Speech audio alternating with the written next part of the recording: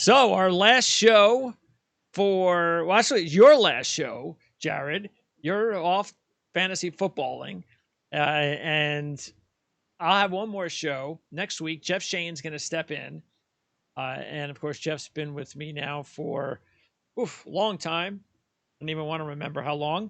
Of course, Jeff was last on the show a couple of months ago, so not sure if Jan will be on or not, but we will preview the FedEx Cup playoffs with Jeff Shane on Monday night. Right here on Prime Sports Network. But this is it for Jared. And by the way, after the show on Monday, that is it. We are done until 2023. And I guess we will return either for the Champions or the Sony, one of those two. So, yeah, fun's over for me. Time to buckle down and focus on football. We'll be back in the golf streets in January. I'll probably just bet Will Zalatoris in all of the playoff events, just because I'm not going to miss his. I'm not going to miss his win. Right. I'll do Cam Young and you do Will Zalatoris. Perfect. I'll probably do Cam Young too. I want to be there for his win. Yeah. Almost got it last week. Yeah. Well, yeah. I mean, I guess Thagala. Well, he has a shot. Thagala might have a shot next week. For the first one, because I think aren't they like changing? I think they like changing. Because the FedEx used to have the FedEx St. Jude used to just be some boring PGA event. Then they made it a WGC event. Now I guess they're making it as part of the FedEx Cup playoffs. So, right, I think they're changing the first and second course in the playoffs every year, and then it's always East Lake for the final Tour Championship. Yeah, Tour Championship. And by the way, maybe this is a good thing because after what's taken place the last couple of weeks, especially last week, I mean, you got to be freaking kidding me. I mean, players do not win back-to-back. Even the great players hardly ever win back-to-back anymore because it's so tough. Not that the fields the last 2 weeks were tough, but still. For Tony Finau to screw up my Patrick Cantlay and Cameron Young picks, I just, I had some really good money on those two picks. I mean, I could have made with Cam Young. I could have made, some good money. So I was really, really. I figured, come on, one of these rounds, he just has to go. He has to have a bad day, and those golf courses and they're just bad. They're just too easy. Yeah, I mean, at least this past week. Yeah, I mean, both those courses fit Tony's game because he's a bomber. He was getting it out there and he had less than 100 yards in for a lot of those approach shots. I didn't have the second place guys like you did the past couple of weeks. I know that sucks. It's so hard to just get a guy. It's so hard to get a guy that close to winning that you need them to deliver when they are that close. So that sucks. But I'm happy for Finau. I'm a fan of the guy. I think he got a bad rap as someone who just didn't win enough. But to me, like all his close calls, he never choked those away. He just tended to get beat by better players on Sunday. I think the guy can deliver down the stretch, and he did that. And 2 weeks ago he won from behind, and then this week, this past week he wins from the lead. So he sort of did it both ways. I'm happy for him. I mean, the last step for Tony though is to win the big one. He's got to win a big event to put himself in that category. You know how good he is in the big events. He's contending a lot in them, or has contended a lot in them over the years. So now that's, can he continue? I don't know. The FedEx Cup playoff format, it's not really, when you put it up in a category of biggest events of the season, I don't know. I just don't really do it. I mean, you got the majors, you got the WGCs, you got the TPC, and it's like, then to me comes the FedEx Cup playoffs, and it's only like the Tour Championship. And sometimes it's not even by then, depending on the way the scoring is, somebody's already got a certain lead. It doesn't have the same feeling. No, I mean, I'd rank the majors over it. Obviously, I'd rank the players over it. I'd rank Memorial ahead of these playoff events. I'd rank Genesis ahead of these playoff events. Yeah. And I mean, the Tour Championship's basically not bettable because they have the guy starting at different scores now. The whoever's in first, starts at -10, and it's like -8, -6. So that event to me is not even bettable. Yeah. So I mean, I guess the next couple of weeks, and sometimes players don't play. They're trying to make it now where everybody plays every week. Sometimes guys will still skip. Like Adam Scott's playing this week, and I would not be surprised if he skipped one of the first two, knowing he would be like well, Right. next week, I should say, knowing he would be there in the second week anyway. So, but whatever. Or at least we're going to get the good players back again. That's the only thing I'm happy about is we're going to get good fields again coming up starting next week, because this week's field is it's okay. It could be a lot worse. Will Zalatoris is the favorite along with Shane Lowry. And I'm not sure if Zalatoris has ever been a favorite of a golf event. But we've talked about this many times. You get these types of fields, it's kind of hard to go with the favorites because the favorites don't usually win. I mean, Tony Finau did last week. I don't even know if he was a favorite, though. I think he was like a second or third choice last week, maybe. But yeah, you're not even taking Zalatoris this week. No, I mean, this is an easier course. It's going to be lower scoring. You're going to get someone in the high teens probably that wins this thing, maybe up even into the 20s. And that's just not where I want to bet Zalatoris. I mean, he made a run last Sunday to sort of get near the top of the leaderboard, but he was really never in the mix to win that tournament. We want Zalatoris on those tough major tracks where par is a good score. Yeah, and taking a look at your stats for this week, you have the top 10 on par fours at 400 to 450 over the last 6 months. And JT Poston is first. I mean, it's a lot of weird names on this top 10. How did this happen? I mean, the only top player is maybe Sungjae Im, who's second, Tyrrell Hatton's third. Yeah, I think a lot of these guys have been playing well recently. Again, I just looked at last 6 months for this one here, and I did it because 8 of the 18 holes on this course at Sedgefield are par fours in this range between 400 and 450 yards. So it's a key range this week. Yeah, I mean, I think Poston's playing well. He won a few weeks ago. Adam Svensson, my boys in there. KH Lee won earlier this season. Adam Long's been playing pretty well. Tom Kim popped up again. He made a charge last Sunday. So, and again, this is a shorter golf course. So some of these shorter hitters like a Poston, have a chance to win here. And then the other list you have is top 10 proximity from 150 to 175 over the last 6 months. And you do have Will Zalatoris third. The only other big name is Justin Rose, but I do see that your boy Svensson's on this one as well. The only guy to show up in the top 10 on both of these lists. So he's obviously one of my bets this week. But yeah, this is the key proximity range. You've had 27.5% of approach shots come from that range at Sedgefield.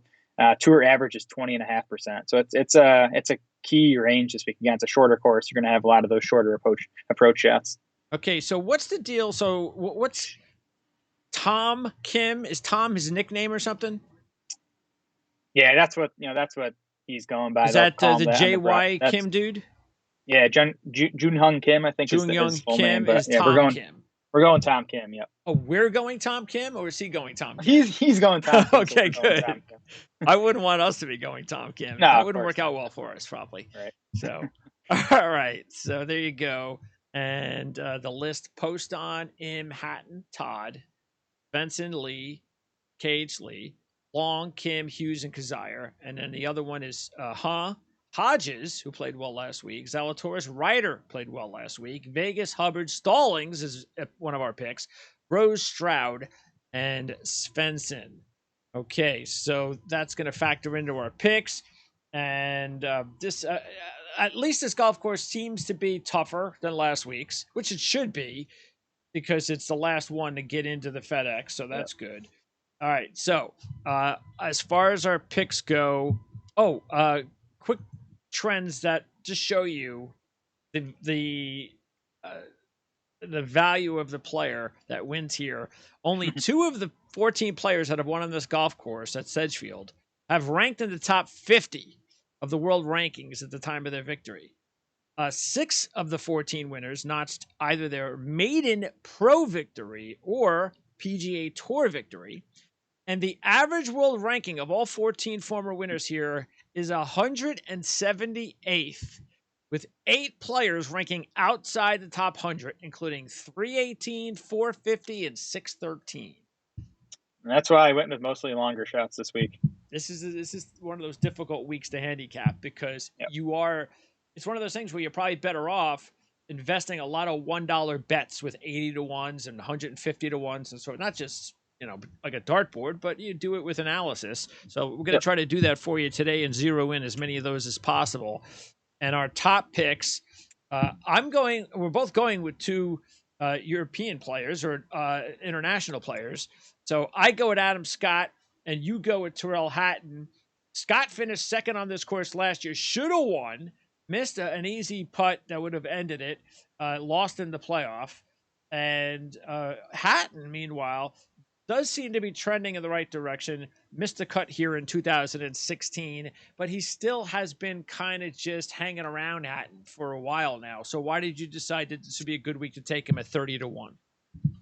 Yeah, like you said, trending in the right direction. 11th at the Open last time out. He finished 24th at the Scottish Open the week before that. But more so than anything for me, this is just like a long-term talent play. Like I think he is, one of the top 5 or 6 best talents in this field. So I think he's a bit underpriced at 30-1. He did show up on that par 4 list, third best in this field on par 4s between 400 and 450 yards. So he does seem like he'll be a good course fit here. Yeah, 10th in the world in 2020. Was 15th in the world at the time of the Players this year. Now he's 28th. That kind of shows you the direction he's going. But since he's trending in the right direction, the field being the way that it is, he's going to want to get his first win of the season. He has not gone winless since 2018, and he's only gone winless once since 2015. So he's running out of time. Next up, as far as some of our top picks, we go with our second picks. I'm taking Russell Henley. We've kind of joked about Russell Henley before because he's always overpriced. But in this field, I figured he's decently priced because of the fact that there are about 6 or 7 or 8 golfers that are ahead of him.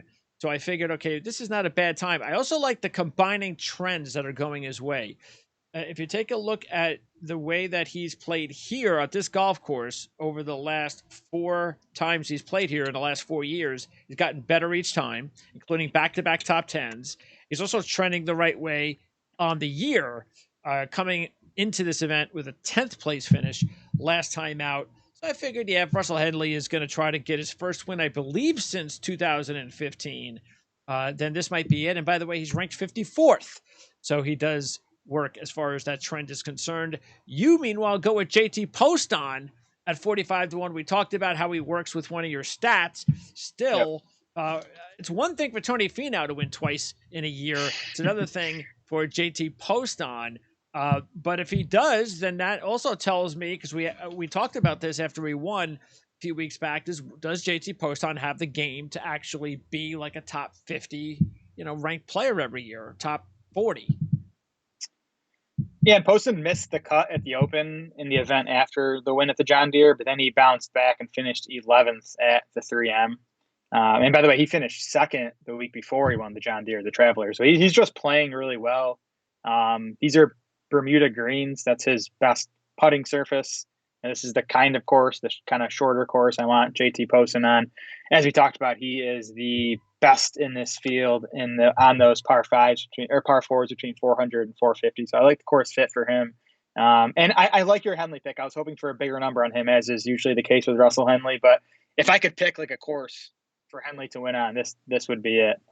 Shorter course, a lot of wedges. He's also best on Bermuda green, so it's a good course fit for Henley. By the way, Poston won this event back in 2019, so he would be the first player to win on this golf course twice.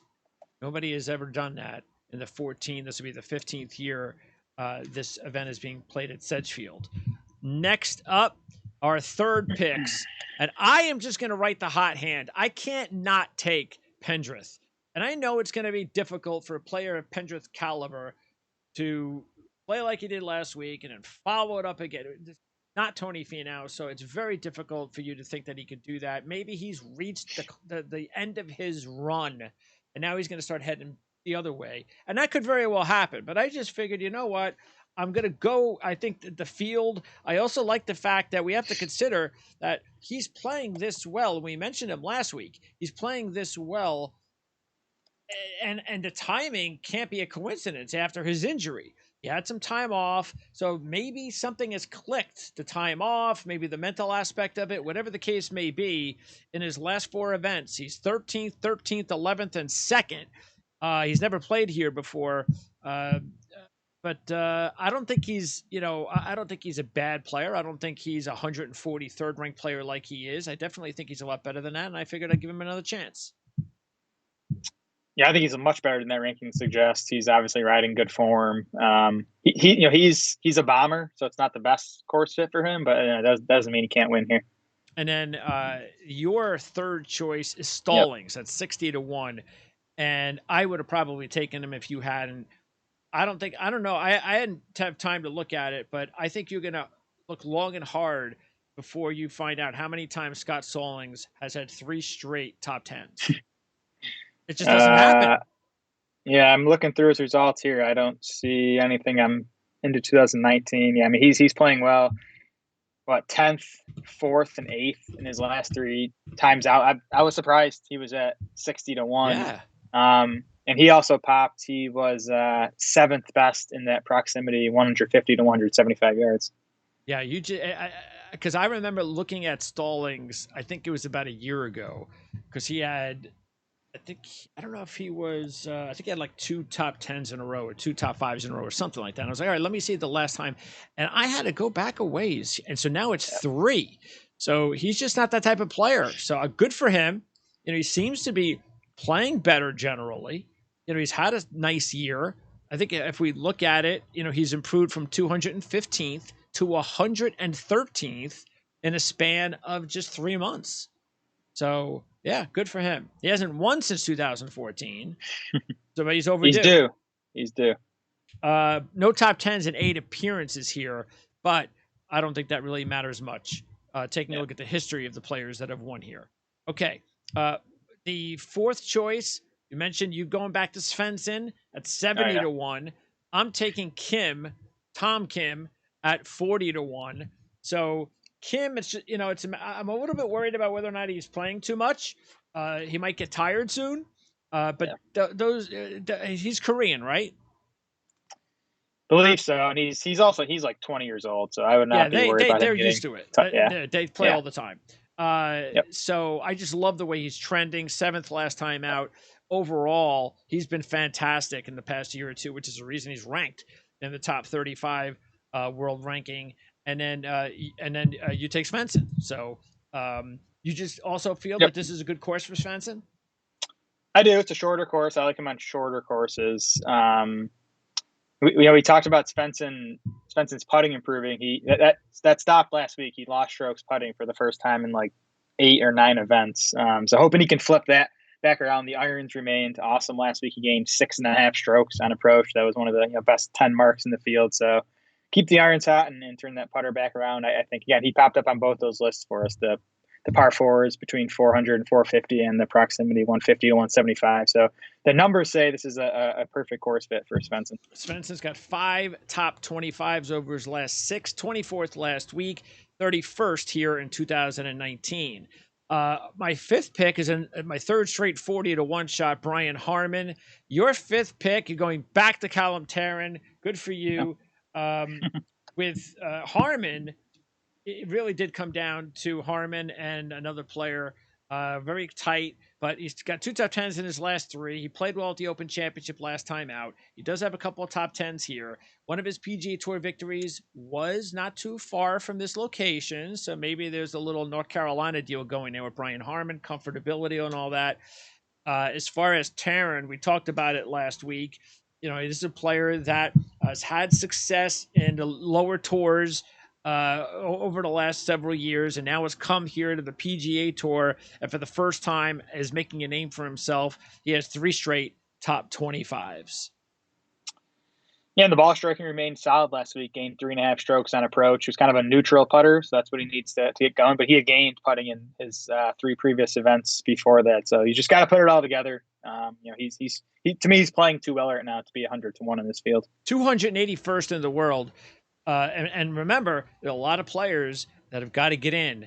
Got to win to get into the FedEx Cup playoffs. He's one of them, and we'll go over the list of other guys to keep an eye on that really need a big W this week, or at least play well, maybe sneak in points-wise.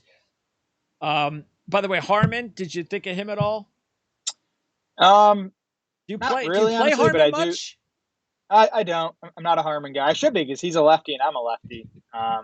But I mean, short courses is where you want Brian Harmon. So this seems like a good fit for him.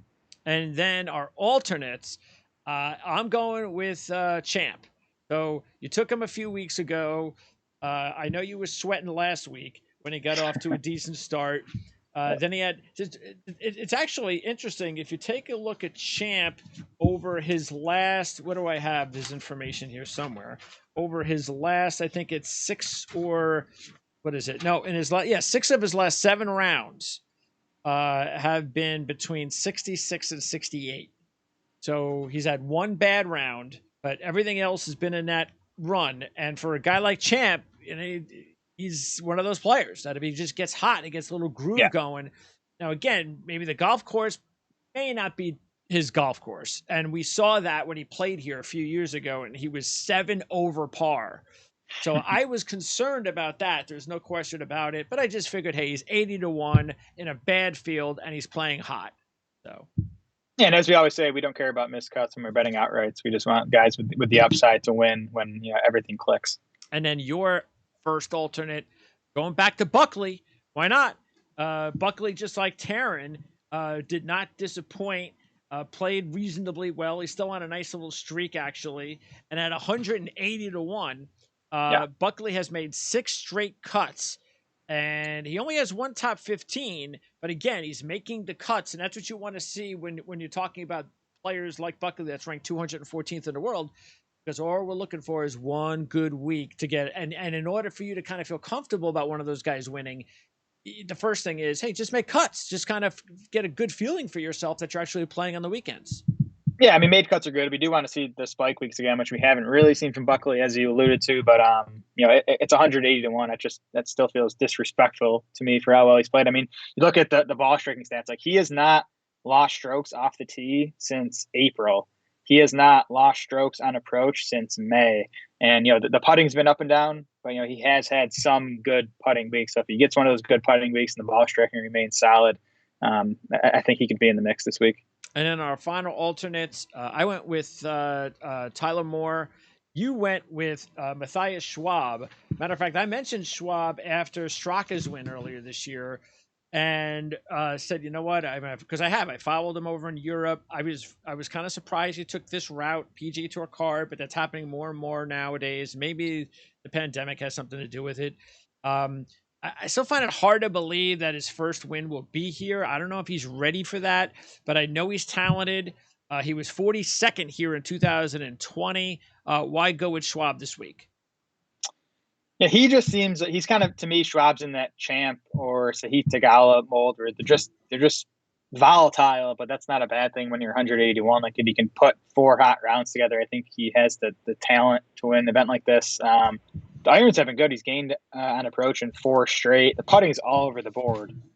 He has rounds where he has tournaments where he gains 4 strokes putting, tournaments where he loses 4 strokes putting. But I don't mind that. Again, putting is something that can flip in a week pretty quickly. So you're just kind of hoping he gets one of those hot putting weeks. And Taylor Moore is an interesting young player. I get a good feeling about Taylor Moore. I think I'd say in the next year he'll win. I don't know where. Probably in a field like this. He's coming up a 6th place finish last week, which is a good sign.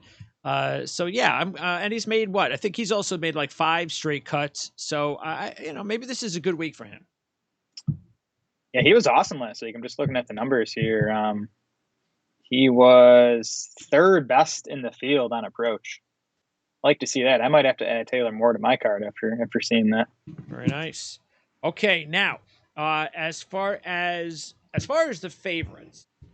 Okay, so we talked about Zalatoris Lowry. Im is 14-1, so is Horschel. I was thinking about Horschel because he's been 11th or better in 4 of his last 5 at this event with 2 top 5s, and his runner-up was in his last appearance here in 2020. He has 1 win on the year. I just got the feeling maybe Billy's got 2 wins in him this year. That's how well he's playing. So I was real close to taking Horschel. And then the other guy is Simpson. This guy, and you said this last week, I mean, this guy is just a machine here with 10 top 15s in 13 appearances, 6 top 5s, 2 runner-ups, and a win. Surprisingly, he only has 1 win here, but he does not have a top 10 all year. That's the thing that's just he's been much better as a player whenever he plays here. So that's probably I can see why that's the reason I stayed away from him. Maybe that's the reason you did as well.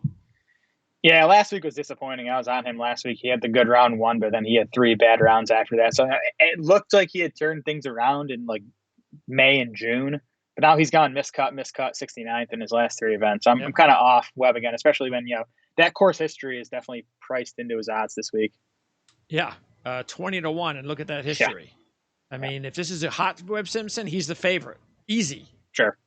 Sungjae is the guy I would bet if I was going to the top of the board, which again I'm not in this event. I think it's too random with how low scoring it is, and just turns into a putting contest. But Sungjae he was playing very well. Miscut at the U.S. Open, miscut at the Scottish, 81st at the Open. Then he bounces back with that second place finish at the 3M in his last event. Awesome off the tee and on approach. And he's another guy who's at his best on these Bermuda greens. So Sungjae would be my top pick if you're looking for a favorite. He's got 3 top 25s and 3 appearances here, so including 2 top 10s. So that he likes the course as well. Other contenders, I was thinking about Varner. He has 2 top 10s here, and we're still waiting for his first PGA Tour win. So that hasn't happened yet. And McCarthy, just with McCarthy, he's got this, especially now, it's like he's got a miscut 6, the miscut 7. It's just he's too inconsistent. Yeah. And 30-1 is okay in the field, but I kind of want even a little bit more than that. So I'd rather just take my chances with some other players that may not be as talented, but it's only 1 week we're looking at. Yeah, McCarthy does it all with his putter, and that's just not the kind of guy I bet. It's not my brand, so I'm not on McCarthy. Sungjae is number 1 in my model this week. Corey Connors is number 2. Oh. So he's worth a look. I think he's like 25-1. Yes. I worry that he's not going to make quite enough putts to win here. But I do think 25-1 is a pretty good number. The other guy who shows up high in my model is Christian Bezuidenhout. Oh, okay. He has turned it around a bit recently. And again, the numbers say he's a good fit for this course. I was thinking until I saw the stats that Aaron Wise initially might have been a good play at 40-1, but he's kind of cooled off a little bit and hasn't necessarily had a good resume here as well.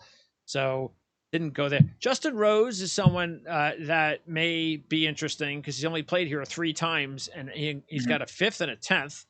10th last year. Kisner, the defending champ, has made 7 of 7 cuts. So this is a good golf. He's 1st and 3rd his last 2 years here. Yep. Let's see who else stuck out as far as Jason Day. I wonder whether or not I was actually thinking about Day, but I was like, you know what, 50-1. It's just all name recognition. He doesn't deserve to be 50-1 with the way that he's been playing. It's nice that he seems to be trending, maybe, but I just still can't trust him. Not at 50-1. He does seem to be trending. I'm just looking at the numbers. He's gained on approach in 2 straight events now. He hadn't done that since last July and June, end of June, early July. So I'm not ready to buy in yet based on just 2 decent showings. Maybe if he does it again this week, we can look to him after that. Long, you mentioned Adam Long. Why not? He's got 4 straight top 25s. He's at 60-1. Hubbard finally cooled off with a miscut last week, but that's only 1 miscut, and I know he needs a good week to get into the FedEx. I think he's outside the top 125. Yeah, Hubbard is. I was going to mention him. He was I think a popular pick last week. Now his odds are up by like 20 or 30 points. And really look at the numbers last week. He just didn't putt well. Okay. And he's usually good. He's usually a good putter. He still gained off the tee and on approach. So Hubbard would not be a bad guy to go back to if you were on him last week. Let's see who else. By the way, your Goddard kid. He had a decent result last week, didn't he? He keeps sucking in round 1. I know, right? He's too far behind, and he can't make it up. I'm not on him this week. I like him better on longer courses where he can take advantage of his length. I don't think this course, he's going to let him accentuate that. Okay, so some other players I put a couple of bucks on. Jaeger, because we've mentioned him before, and he is coming off a 5th place finish. So and he's at 130-1. So I said, yes, I'll put a buck on Jaeger. I also put a buck on Matt Wallace. He needs a good showing this week to get into the top 125. He's coming off a 10th place finish at 150 to 1 with this field. So I said, yes, I'll put a buck on Wallace. I put a buck. I know he finally missed a cut last week, but it's one bad week. I put another buck back on Hadley at 150 to 1. I don't want to have him win after I've been on top of him. And then I don't make anything on him. Same thing with Hahn, who missed a cut last week at 180 to 1. I said, yeah, I'll just put a buck back on him as well with those big numbers. Sabatini was interesting because he has 4 top 10s in 7 tries, including a 4th in 2017, 10th last year, and is slowly trending in the right direction. But Sabatini is a tough guy to bet on because he doesn't win very often and he's old. Yeah, we don't like those kind of guys. No. Davis Riley, I'm a little worried I'm jumping ship on him a week too early. He just hasn't been good for 3 straight weeks now. But I also think he's talented enough to turn that around any given week. And I believe he's 50 to 1 in this field, which is a pretty good number. Yeah, check this out, because Riley miscut 64 in his last 3. So the last 2 players that have won, Kisner in his previous 2 events, 63rd, 73rd. And Harmon, who won in 2020 in his last 3 events prior to playing and winning here, 2 missed cuts in his 77. Yeah. So yeah, even a guy like Riley, that's why I would say it's so difficult to pick this week based on the trends, because you could be cold coming into this event. There's no rhyme or reason that any player that you can find trend-wise that really makes a lot of sense to zero in on the right players. Yeah, and Riley, by the way, just missed the top 10 on those par 4s that we're looking at. He's 12th best in the field on those par 4s, 400 to 450. So, maybe he is a good fit here. Maybe I should add him so I don't miss out and want to shoot myself. And I think that's it. Those are the players that I put a buck on, and some of the other guys that are worth mentioning. So before we let you go, it's obvious and it makes sense that you would. You're definitely going to invest on Zalatoris to break through in the FedEx. Like I said, I'm going to do the same thing with Zalatoris and Cam Young. Who do you think is going to win it all? I kind of think it's Xander's year right now. I like how he's playing. Really? I'd have to look up to make sure I'm not just making this up, but I think he's done really well at East Lake. Yes, and he's obviously going to be there. Yes. So he's going to be in the top 10 to start that tournament. I'm going to go Xander. Yeah, he actually, if you look at it, because they have the scoring all weird in this golf world ranking. Right. They don't go by how they were set up. So they go by who actually played well without the points. And if that was the case, Xander would have been the winner in 2017 and 2020. Yeah.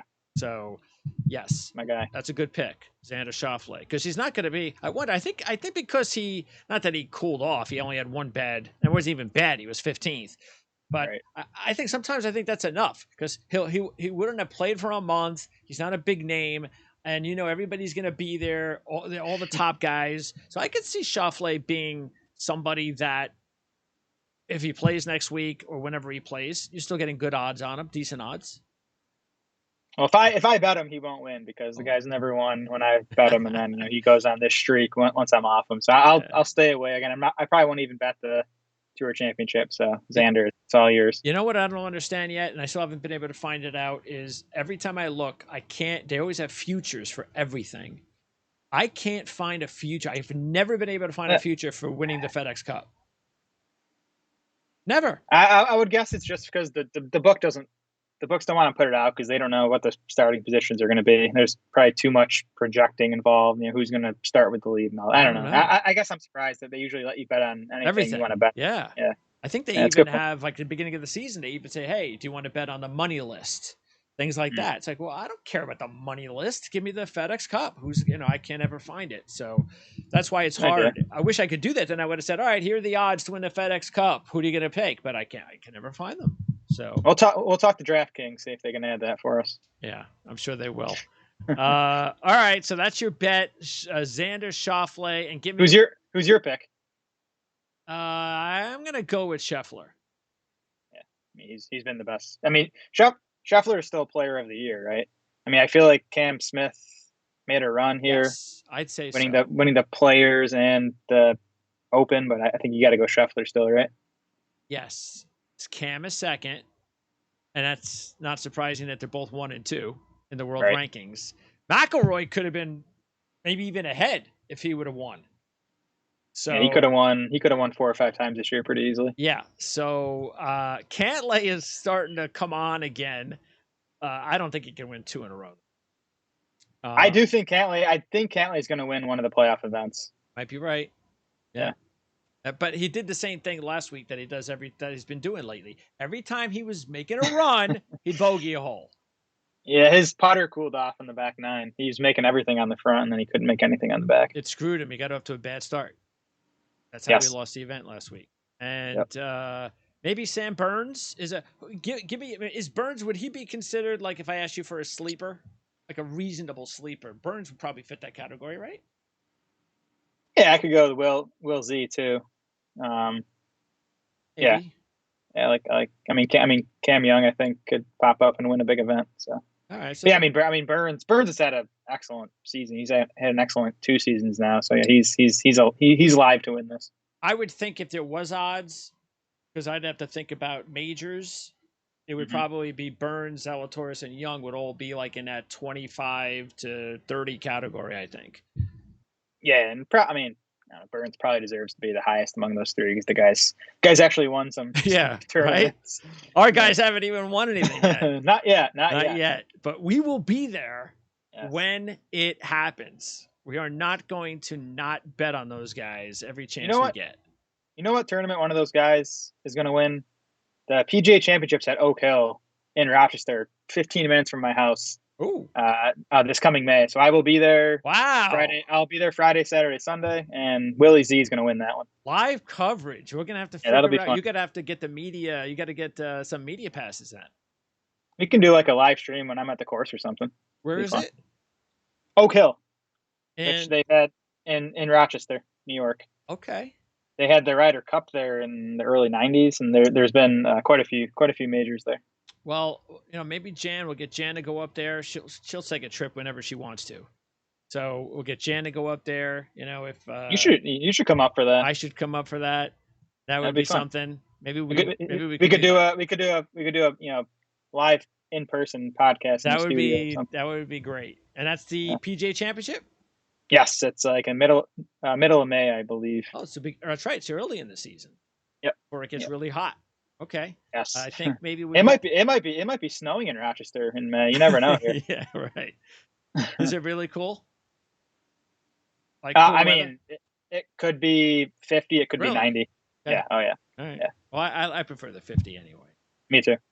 All right, Jared, I appreciate everything. It's great to have you on, even though it was a condensed seat. We didn't even get to do the Masters yet. So our first Masters coverage is going to be next year. So that'll be a big week. And then, of course, like I said, we'll kick back things up again with Jared in January. I will be on next Monday with Jeff Shane for sure. We'll see about Jan. And everybody else that's been a viewer for us, we look forward to seeing you again next year. We got bigger and better things planned because we're going to have the whole year to figure things out. So thanks a lot for joining us, and we'll see you again next week. And for you, Jared, on this show, I'll see you next year. Yeah, thanks for having me on. I love talking golf with you. I think we had a good year. Right? I think if people followed we're in the plus. They made money. Yeah, so let's see. Total. That's all I can ask for. Total right now, if you just played Jared and I's picks and you went over our system, we invest $300 a week. I'm at plus 290. So if I lose this week, I lose $10.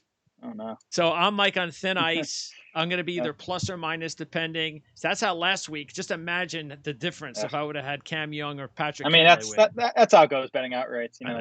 The swings are wild. Yeah. You, by the way, even if you lose, worst case scenario, you're up 1,500. So right there, it's we're in the plus, man. That's all you can have. That's all you can ask for. And we had fun doing it. And we had fun. That's what it's all about. Yes. So, Jared, I'll look forward to talking to you on Thursday when we talk fantasy football, and then we start our conversations. We got a couple of conversations this month, And then we'll be talking every week throughout the football season. So we'll look forward to that. And then, like I said, I'll talk to you again in January because, unfortunately, as a football fan, it'll be here before you know it. Yep, looking forward to football season.